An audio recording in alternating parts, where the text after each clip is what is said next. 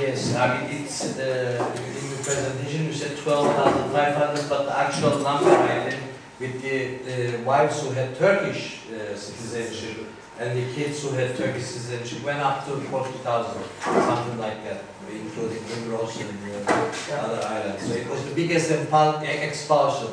More people were expelled than the 1955 pogroms. So I think this was a more important event. It was related to Cyprus conflict because of the Turkish Cypriot victimization here was presented there that the Greek Cypriots had to come up openly to support or condemn Makarios and things like this.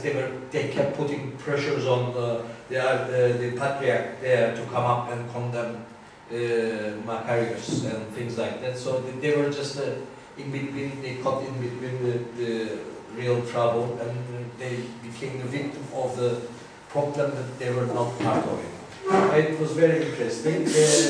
I will open the floor for questions. We start with Mr. Bekir.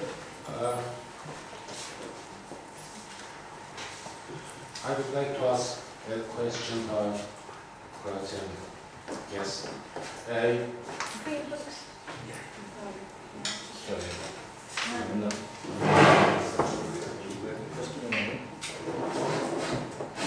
Yes. Thank you. You said that you prepared 400 videos. Yeah. Does it mean that you conducted 400 interviews with 400 individuals? More than 400, yes.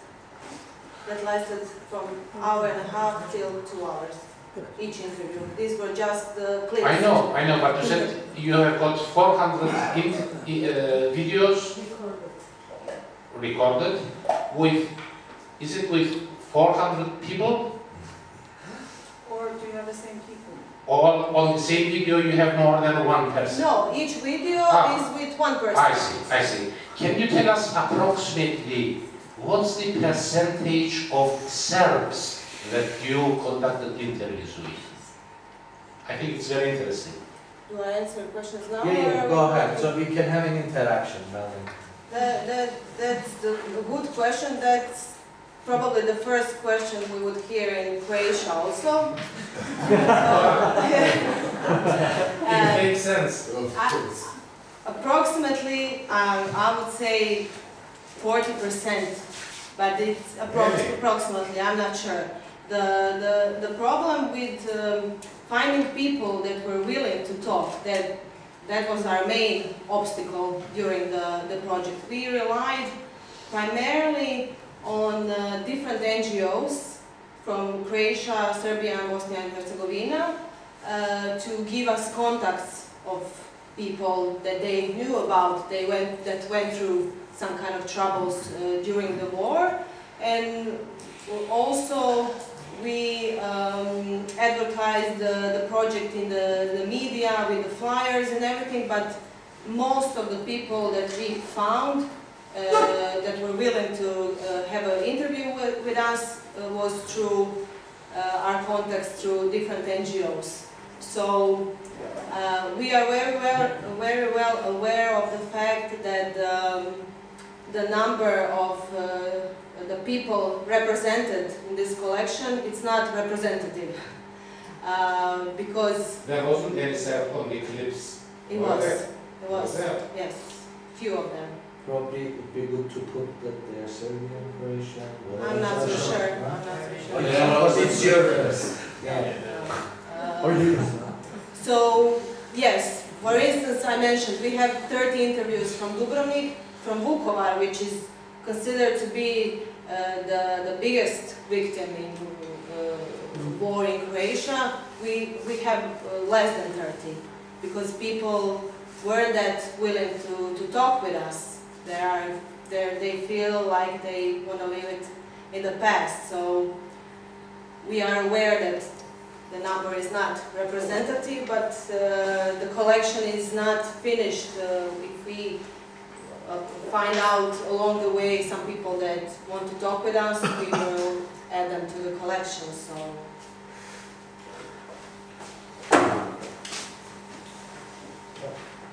thank you very much. That's really effective.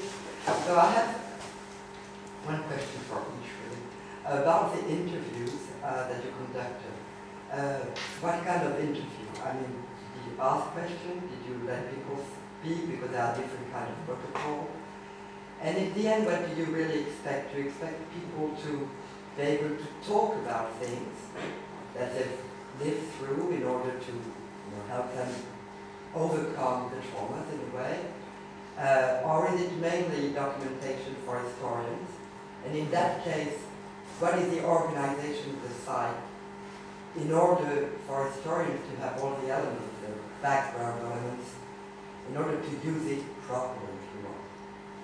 And I wanted to ask you for the exhibition, according to the Livre d'Or, the guest book that you published, do you have an idea of the percentage between Greeks and Turks that visited the exhibition? Because you mostly mention Greek people, but did people from Istanbul, Turkish people went and visited? I mean, and I guess this is also one of your goals.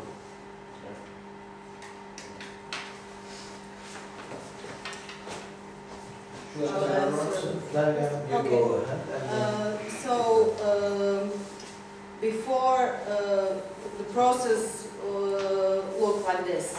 So we contact the person through email and a telephone call to explain exactly what we are doing and what we expect from them. After that, a team of people, interviewer and a person that's handling the camera goes on the field to record a memory of a person in their home. We insisted to do it in their homes because we felt that they feel more secure and relaxed to do it there than to come to our organization and sit in a room similar to this. Before going to the field to record the interview, of course we would do some investigation about the area we are going to know what events took place there, and also to find out as much as we can about the person, which is often not possible. I have to say that the team of people that conducted the interviews, they were trained by Department of History in the Faculty of Social Sciences and Humanities in Zagreb, so they were very well trained, and after coming to a person's home, together with giving them an opportunity to choose if they want to make their interview public or just give the opportunity for researchers within Documenta to use it. We would fill out with the person something that we call a protocol, in which we would try to find out as much as we can on what to focus most during the interview, because sometimes you don't know much about the person you're going to interview, so through those questions in the protocol we would find out if the person was detained in a prison or if he or she was a refugee, so we knew on what to focus most. Regarding the questionnaire, I actually have all the documents here, so if anybody is interested I can show it to you later. And the questionnaire was made primarily for the interviewers to have some kind of guidance throughout the interview. All the questions were open, so we didn't ask questions that required yes or no answers, but we wanted to ask a general question so a person can fill out the gaps and talk openly about everything.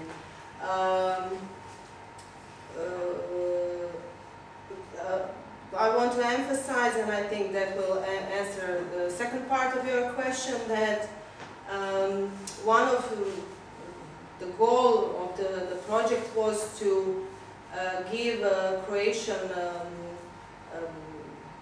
to the Croatian public sphere a chance to hear different narratives. When I say that, I primarily mean narratives of Serbian victims in Croatia, because they are definitely underrepresented in the dominant narrative, or even absent.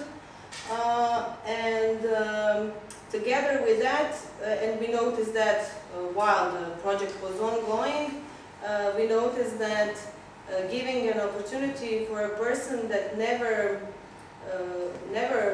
told anybody about their involvement in the war gave them a certain amount of empowerment, as well as recognition for their suffering, especially among their families or smaller communities.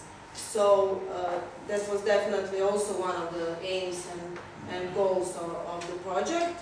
At the beginning we thought that it is enough, as I mentioned earlier, to make these interviews public in order to have people,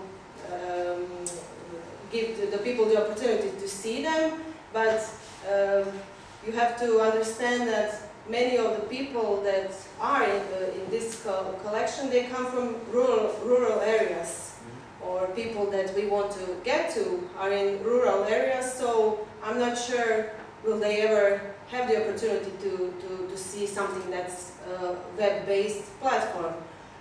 So that's why our dream come true would be something like this project, to make an exhibition, exactly, yeah, an exhibition that would travel to different towns in Croatia to really get to as many people as possible. To follow this up, do you have any interaction with because there is a documentation center in Sarajevo, there is a documentation center in Belgrade? Yes. So do you have any sort of... Yes, and all the projects that I mentioned before, collecting data about human losses and the RECOM initiative, they are all done in cooperation with these centers in Belgrade and Sarajevo. Almost every project that Documenta is doing is a regional project. And so, well, obviously we don't have a track record of the profile of the people who came to the opening, but the ones who write to the guest book, sometimes they just write their names, so you can make a guess. If they are not like Islamized Greeks or like Islamized Armenians and things like that, I mean, with the like carrying Turkish names, you can guess. Sometimes they write like as an Armenian, as a Greek, as a Kurd, I think, like this, yeah.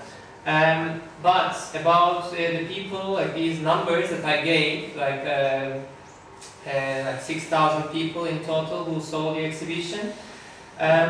Well, I would rely on the population counts, official numbers, and also like reports of Human Rights Watch and Amnesty International. Like, they say that the estimate number of Greeks living in Turkey is around 2,000 to 2,500. So I can frankly say that most of the people visiting the exhibition are not Greek. Go ahead. Sorry. Just a bit more dialogue on these kind of things. Because what we are doing there is that we are creating an archive. Okay? An archive which does not differ in very basic from any other archive. What is different is it made available, and the question is how much edited it is. How much edited. How much editing you do to this. And I'm not saying this from a bad point of view. I say when you publish an archive, you publish with quality, with qualitative information, and of course a newspaper report doesn't count as much as a public document.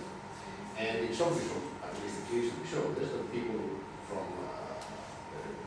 Dubrovnik compartment remembered much more lively. That's why they were not sure about what happened, like the lady at the you said that I don't know how long this lasted, I would say, and this is a much more vibrant memory than people back in the 40s saying that this and this and this has happened.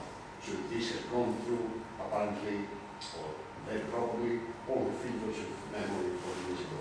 So are you doing any of this editing, I mean, providing information related to these kind of things on the site? Of course, we will check ourselves, but there must be either planning, or if you're planning to do any other kind of work on that, trying to identify patterns in the way people remember or things like that. Thank you. Can you answer it later? I take 2 more questions altogether because we have to wrap it up. I have one question on the case of Croatia. In itself, I found the result that there is a direct connection between memory of Croatian War and the Second World War, which is interesting because based on the sheer distance in time, I mean, you are talking about different generations, I guess. Does this indicate that there is a clear distinction between the level of family memories and public memory, assuming that public memory was coined during the time of the Yugoslavian state, and assuming that the tension between Serbia and Croatia was not played out during the Yugoslavian time?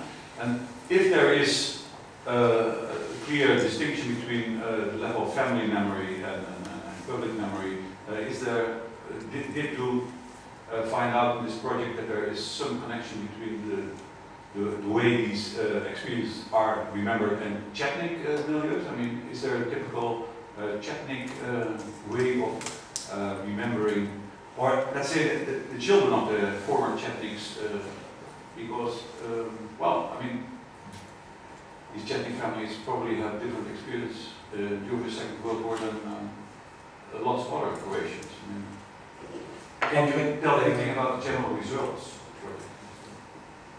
You, go ahead. And gentleman here. And that's it.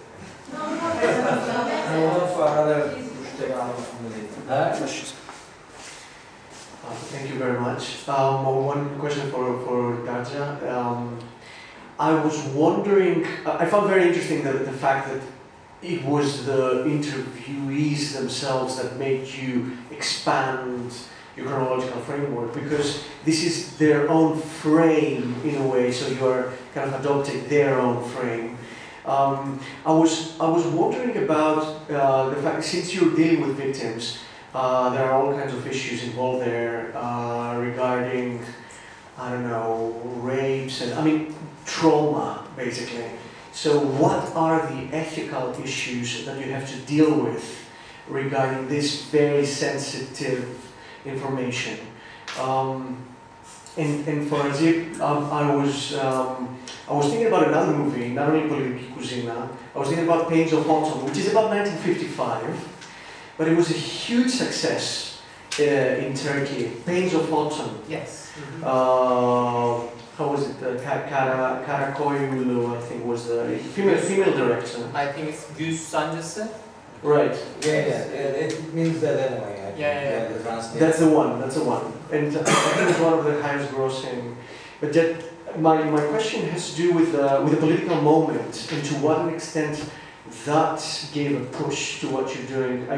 I happened to go to Istanbul in the summer of 2010. It was a European capital of culture, and there was this, I felt that there was this moment of the rediscovery of the lost minorities, the lost communities.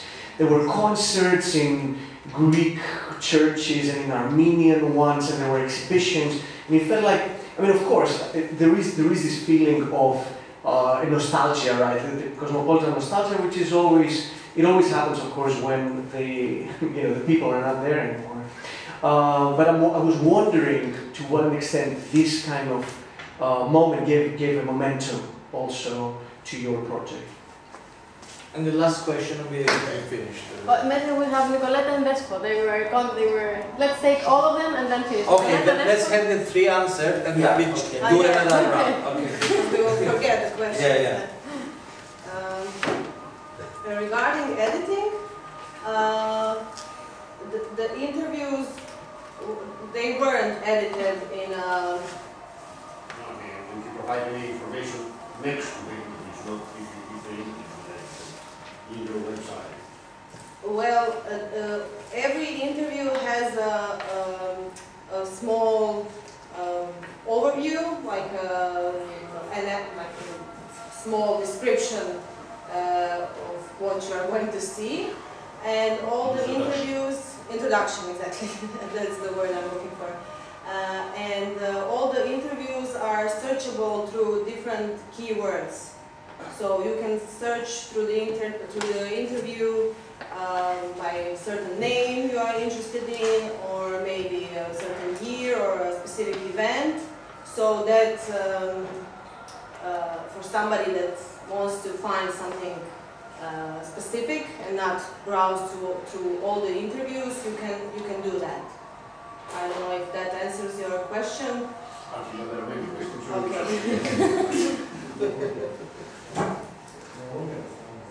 And also, yes, my colleague reminded me, on the web page there is also available a chronology of the war events that took place in Croatia. So when you visit the website, you can see all the important dates starting from 1990 and the referendum, regarding the 90s of course, until the present days. So that also helps the visitor to find what they are looking for. I mean, sorry to clarify this, because this is what you asked as well.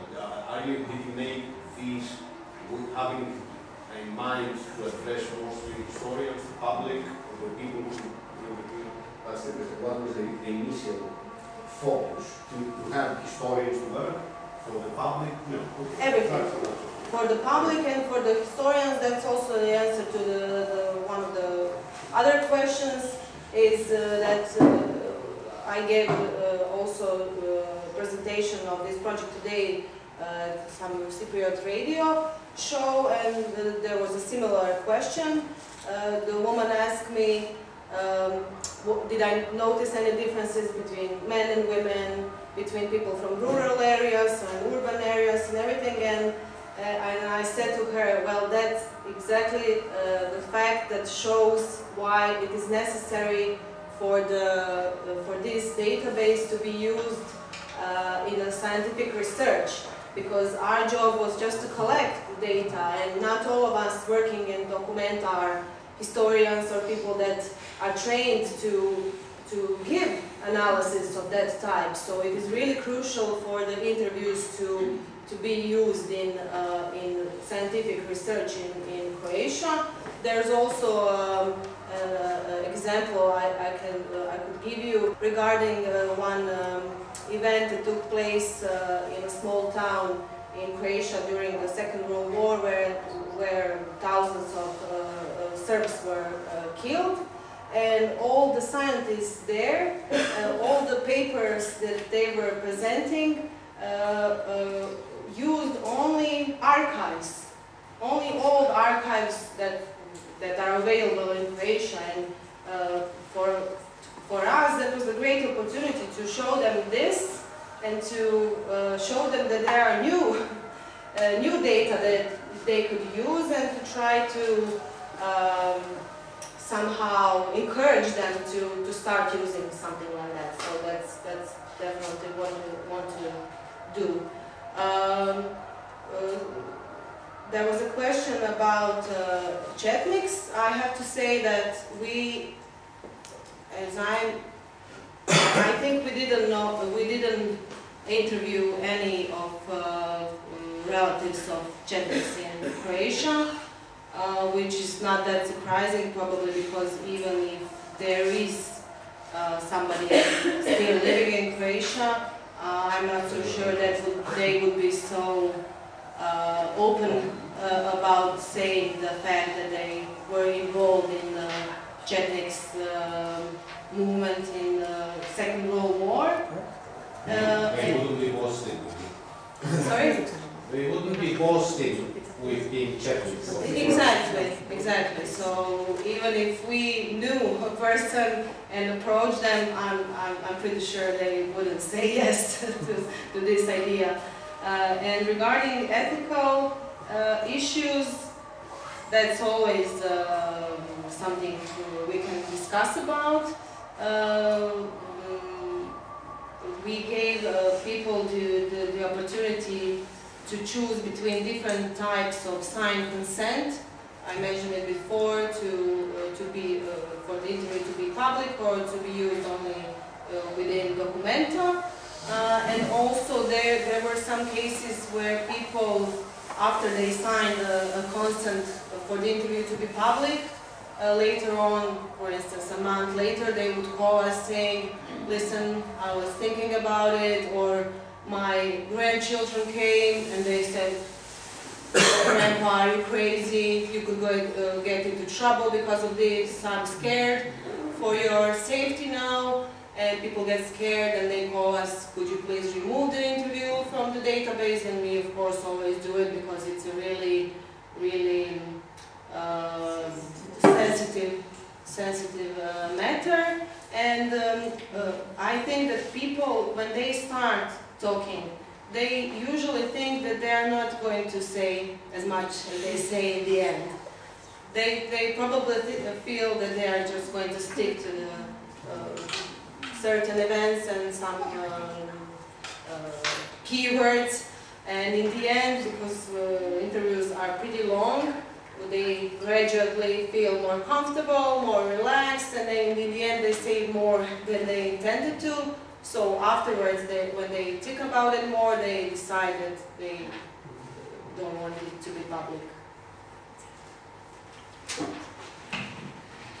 So, regarding the political moment in Turkey about undertaking such project, well, I shouldn't be praising the last 10 years government, 12 years government in Turkey, definitely, but there is a certain relief on non-Muslim communities, that's for sure, and that's why also some members of non-Muslim communities became quite fans of AKP and Erdogan, and they are like devoted voters now, and you really hardly can change their minds.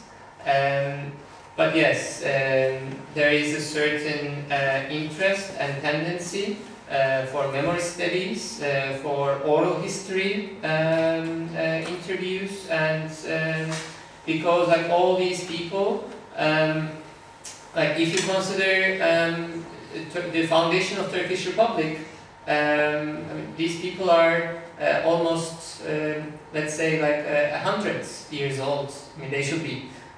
So they have lots of memories regarding the first decades of the Republic. So people carry out many projects interviewing these people, and obviously this spreads out to different areas.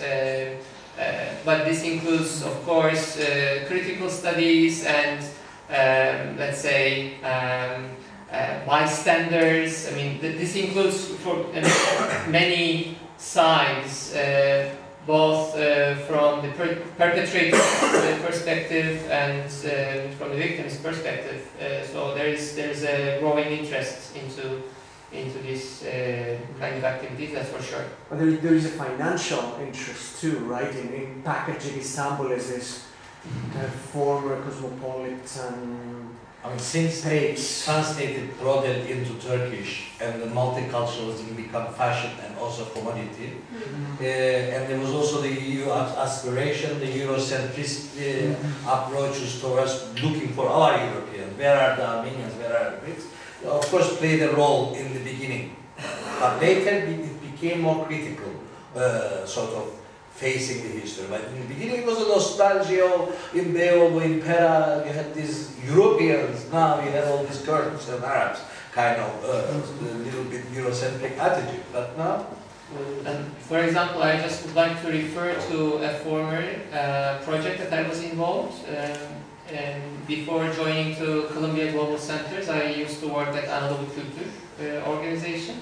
And you can actually find our work at the library of HDR here, speaking to one another. It was a project between Armenia and Turkey, and we also opened the exhibition here at Goethe Institute.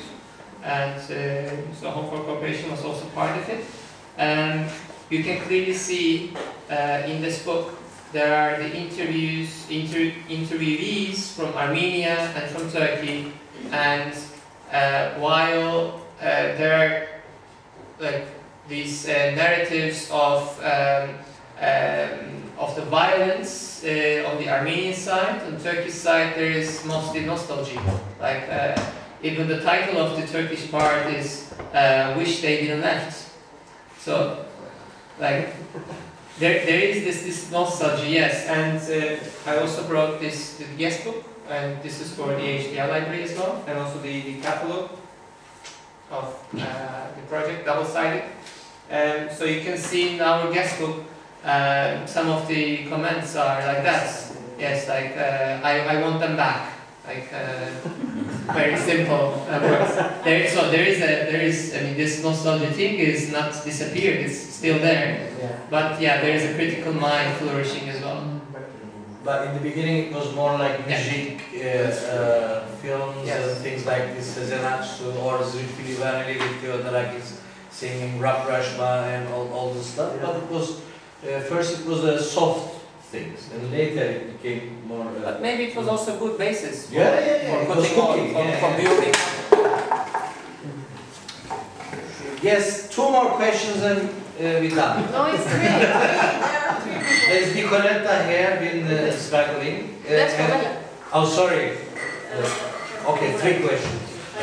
I don't want to push it too much, but I want to ask Maria about the documentation, because documenting something is very important, but it doesn't always mean that it leads to a redress or change in the collective memory of the society. You have to pull and push. We do the same thing. We work on enforced disappearances. We have, interviews of more than 400 relatives, films and things, and we use them on our database. But that doesn't directly mean that academicians or artists will use it. What do you do to intrigue them, to use it? Do you have any other project about it? Let me take the other questions. One more there, and Nicoletta. Thank you for the presentation. One suggestion might like to explore for the future would be to design educational programs based on your material. But I have a question for Ms. Guzik. I managed to catch in one of the images some suitcases. And I wanted to ask you about your exhibition, the display style, and whether, if you can talk a little bit about it, what you choose as your display style, and if it helped your narrative to get across, if it made it more difficult in some respects. And along those lines, because you mentioned you're planning to incorporate art, if you have any initial thoughts on how to proceed in that direction, artworks. Yeah.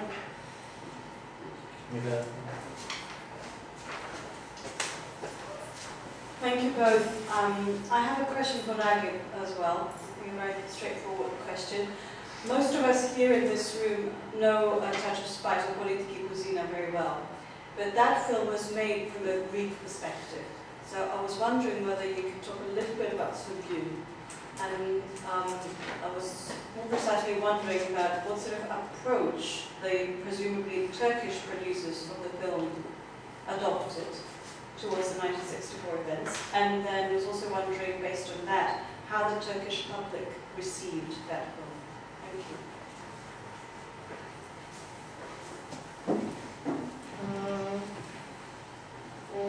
Well, I agree with you.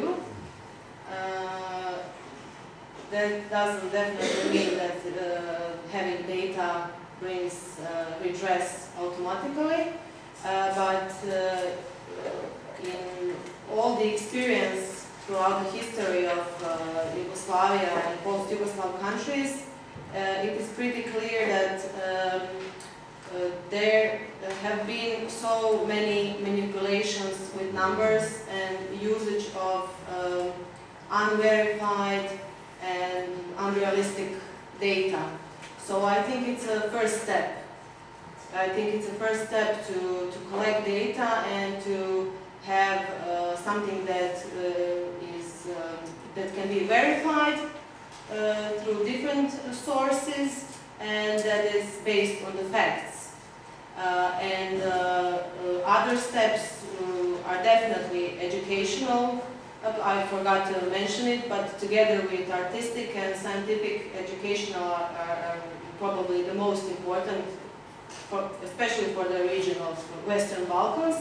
And we have started doing those kind of projects. Of course, you always have a limitation of not having enough funding. You probably know that we are in EU since last year, so as it usually happens, EU sees Croatia now as a super developed country, so they are not funding any more projects like this, which is a huge problem for Documenta and other NGOs in Croatia. So we have to rely on small funds and small projects, and for instance, and that answers both of your questions, Documenta had a small project in which we went to few little towns in Croatia and presented the materials from the collection to students in secondary school, and we gave them the materials and asked them to take from the materials as much as they can to make some kind of history of their community, of their local community, of their small town. So we are definitely trying to involve students and scientists in using this data, but that's of course a big step, and we are still searching for ways to make it happen. Is that it? Yes. Yeah. So, regarding your question about the display of the exhibition, so we designed some, I can say, like panels on the wall that included the photos of our respondents and also the photos from media and from the postcards. So both the actual photos, I mean like the contemporary photos, and the ones of 50 years earlier, we used them. And there were texts, quotes from the respondents, and also a text written about narrating what has happened. So this was included. This was a part of the exhibition.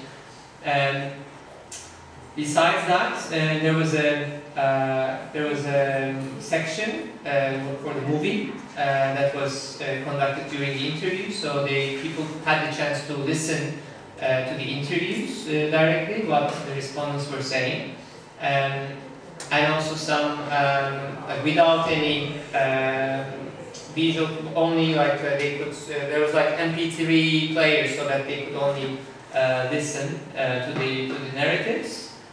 Plus, there were objects from our interviews, like the objects that they brought from Turkey with them.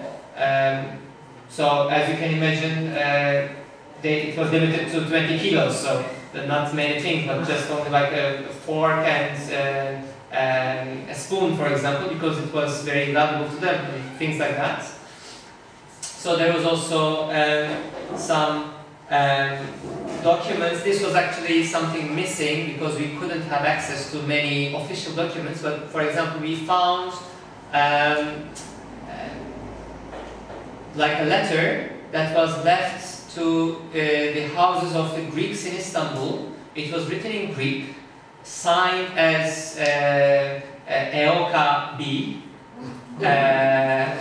but written in a language which is not really, I mean, there were like mistakes in Greek. So this immediately made us think that this was by the intelligence service, and like this was, so the letter was calling the Greeks to react against the atrocity, against the violence that the Greeks suffering in Cyprus. So that they should go to the streets, they should like rebel. So like provocating message to the Greeks. So we also had access to this document, and we translated it and we put it as well. And also many newspaper clippings, as I said, this was also on display. So apart from the objects, we didn't have like a designed object to make an installation. Apart from that, we had the suitcases. So the suitcases symbolized like the Exodus, because they couldn't just have, they couldn't pack all their stuff into a truck. The only thing that they could take was a suitcase, actually. So it was a symbol of this deportation. And I don't know if you had the chance to catch that, but there was the last comment that I included from the guest book was the first time I saw that suitcases can be filled with sorrow, for example. So it was to give this feeling. So about the movie Sürgün, the Exodus, and the previous movie Touch of Spice. Yes, it was by the Greek director Tassos Bulmetis. Yes, I know. And but there, for example, we were also talking with Murat. Actually, this is about deportations, but it was not explicit. So there is nothing giving about the political context of 64, like particularly that, or there is nothing saying about like these lists. It's not explicitly saying about the 64, but if you know the background context, yes, you immediately understand. But there are many people, I'm sure, who saw the film and didn't relate it to 64 at all. Yeah. Touch of Spice. A touch of spice. But there is a moment of when they come to Exactly. place and Exactly, yes. Touch of spice, but the other one is terrible. I'm just going to relate it to that. But yes, a touch of spice, yes, there is the moment that the police comes into the house and like asks the guy to convert to Islam as well. I mean, these things, yes. But still, it doesn't say anything about the 64. It doesn't say about like how many people were deported. Right. It doesn't say anything about this convention or like the unilateral abolishment of the convention. It doesn't give this background. So you don't exactly know that it affected so many people and it made such a big change in the scene of Istanbul. But as people know about Septembriana, that happened in 55, many people related to that. That's true. For example. That's true. And even in our exhibition, when we were talking about our exhibition to our friends, to scholars, like at sociology, at history, literature in different universities, like top universities, they didn't know about 64 deportations. I have many personal experiences. Sürgün was important from this aspect because it explicitly says 64, what happened, and like about all these lists, like people are seeing in the movie, seeing like people are like looking at their their names, and like they're having a discussion. Oh, you are leaving, and how much time do you have? And I have 5 hours and how much time do you have, and things like that. Or people are talking about how many people are leaving, how it affects about like the liquidation of the property, so that they can't take property with them, like this $20, 20 kilos thing, or like how it affected the people, like the families who hold the Turkish citizenship. They give, the film gives this aspect. So in that case, I think it is important to, because I believe many people had this first contact with this event through this film. And how was it received by the audience? Well, I can say that on IMDb it is rated around 5 something. So as I said during the presentation, technically it has many problems. As a cinema film, it's not very good. I was also wondering about audiences in Turkey. This was the question. I think it was striking. About how it affected, about the information that it gives, I think it was striking.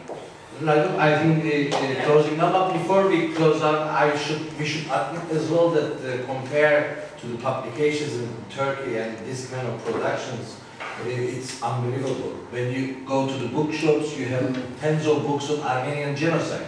You could not even imagine this 10 years ago. And all these translations from the other writers from Greece or from France, or Armenian writers and things like this are all around now. So regarding the exhibition, for example, I didn't see the exhibition, but it was all around the newspapers. And the publicity was well done. You walk in Pera, it's everywhere. You have this kind of advertisement. Yeah. I remember. Or something like that. But regarding film, the production, literature-wise, is a lot now, and discussion-wise as well. There's a lot of continuously different think tanks doing different workshops on genocide. The big foundation is doing a lot of stuff, especially. But for the last, especially 5-6 years, it's been massive, unbelievable. Anyway, thank you very much. I enjoyed the discussion and the presentations. I don't know about you, but good night all.